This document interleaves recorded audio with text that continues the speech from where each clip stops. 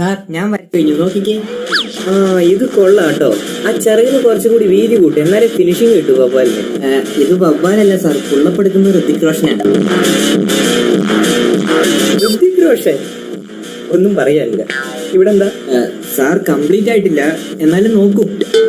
ആ എടാ മോനെ, ഇത് കുഴപ്പമില്ല. വരച്ച് കംപ്ലീറ്റ് ആക്കുമ്പോ ശരിയായിക്കോളും. പക്ഷെ പഴം ആയതുകൊണ്ട് തൊലിക്ക് ഇടയിലിടയിൽ കറുപ്പ് നിറം കൊടുക്കുന്നത് നല്ലതാ. പഴമില്ല ഇത്. ഞാൻ കത്തിയാണ് ഉദ്ദേശിച്ചത്. കത്തിയാ? ശരി, കത്തിന്ന് തന്നെ വിചാരിക്ക. പക്ഷെ കത്തിക്ക് എന്തിനാ പഴത്തൊലി? സാർ ഇത് പഴത്തൊലിയല്ല, കത്തി ഇടാനുള്ള ഉറയാ. മോനെ ചിത്രത്തിന്റെ മുകളിൽ കത്തിന്ന് എഴുതി വെക്കിട്ടോ. Okay sir. ഇതാ സാർ.